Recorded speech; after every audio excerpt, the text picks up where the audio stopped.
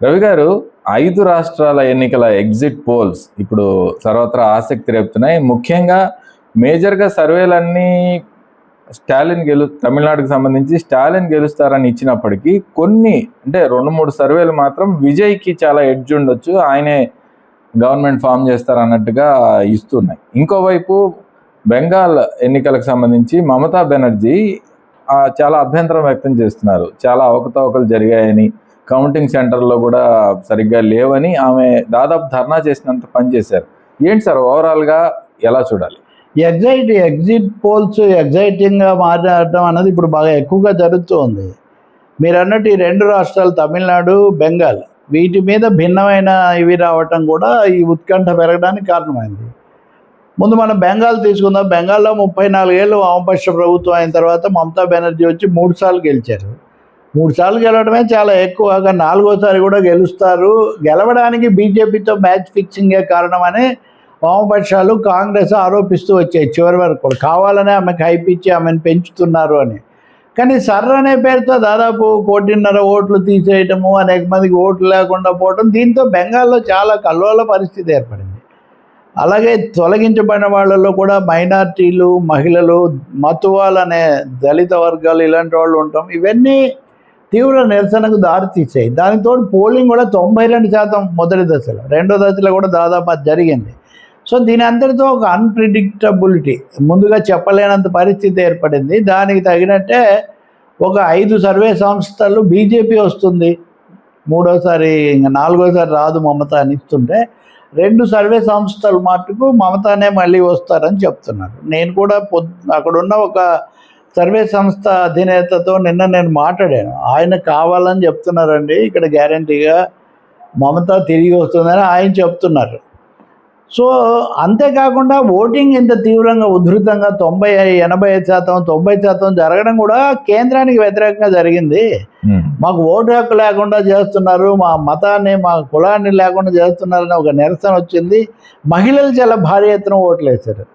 మహిళలు భారీ ఎత్తున ఓటు వేయడం అనేది మమతాకు అనుకూలమైన అంశం. ఇవి వాళ్ళు చెప్తున్నారు. ఏం జరుగుతుందో మనం ఊహించాల్సిందే. బెంగాల్ రాజకీయాలను త్రిపులేం అంటుంటారు, అంటే మమతా, మోదీ మార్క్సిస్టులని. ఇందులో మార్క్సిస్టులు అనే వాళ్ళు దాదాపు లేరు. వీళ్ళిద్దరి మధ్యలోనే దీన్ని బైనరీ నేరేటివ్ అన్నారు. రెండే, అయితే వాళ్ళు కాకపోతే వీళ్ళు. దీన్ని పెంచడానికి ప్రయత్నించారు. కానీ మార్క్సిస్టులు కూడా వాళ్ళ 30% వచ్చాయి వాళ్ళకి మొదట్లో ఓట్లు, అవి క్రమంగా కరిగిపోయినాయి. ఈ ఓట్లు ఉన్న వాళ్ళే వీళ్ళు కూడా ఈసారి పరోక్ష ప్రభావం చూపిస్తారు. ఇట్లాంటివన్నీ ఉన్నాయి ప్రమోద్.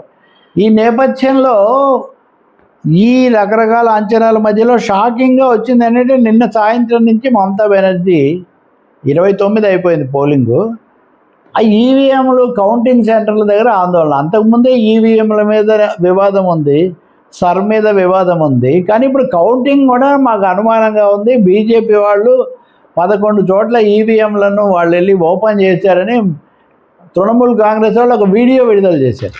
ఇది గతంలో ఎప్పుడు జరగలేదు, ఈ ఫేక్ వీడియో అని వాళ్ళు అంటున్నారు. ముఖ్యమంత్రి వెళ్ళి ఒక కౌంటింగ్ కేంద్రం దగ్గర నిరసన తెలుపుతూ ఆమె ధర్నా చేశారు. ఇంకా కొంతమంది అభ్యర్థులు కూడా చేస్తున్నారు. అంతే, దీనికి తగినట్టే ఎన్నికల సంఘం ఏమంటే కౌంటింగ్ కేంద్రాల్లోకి ప్రవేశాన్ని గతంలో కాకుండా రిస్ట్రిక్ట్ చేస్తూ కొన్ని ఉత్తర్వులు విడుదల చేసింది. కౌంటింగ్ పర్యవేక్షణ చేయడానికి రాష్ట్ర ప్రభుత్వ అధికారులు ఉండకూడదు, పూర్తిగా కేంద్ర ప్రభుత్వ అధికారులే ఉండాలి. మమతా ప్రభుత్వం నమ్మదగింది కాదనే వైఖరి ఎన్నికల సంఘం తీసుకుంది. నిజంగానే ఉన్న సందేహాలు ఉన్నాయి కాబట్టి చాలా ఉత్కంఠభరితంగా ఒకరి మీద ఒకరు అపనమ్మకం పెంచే విధంగా బెంగాల్ ఎన్నికల దృశ్యం ఉంది. నేను మీతో అన్నట్టుగా ఎక్కువ అట్లా చెప్పాయి, ఒక ఇద్దరు ఇది కూడా చెప్పారు. ఇదంతా కావాలని ఒక డ్రామాటిక్ అట్మాస్ఫియర్, టెన్షన్ పెంచడానికి ప్రయత్నిస్తున్నారని అంటారు. తమిళనాడులో చాలామంది 100% స్టాలిన్ వచ్చేస్తారు, అందరు ఐక్యత కూడా ఉంది. ఈ అన్నాడీఎంకేకి నాయకులు లేరు కాబట్టి ఇబ్బంది ఏం లేదనుకున్నారు. విజయ్ కూడా ఆశించిన స్థాయిలో ప్రభావం చూపించలేదు. పైగా ఒకసారికే ఉన్న వాళ్ళిద్దరిని కాదని, ఆయనకు అధికారం కట్టబెట్టే సీన్ ఉండదని అనుకున్నారు. ఎక్కువ సర్వేలు కూడా అలాగే వచ్చాయి.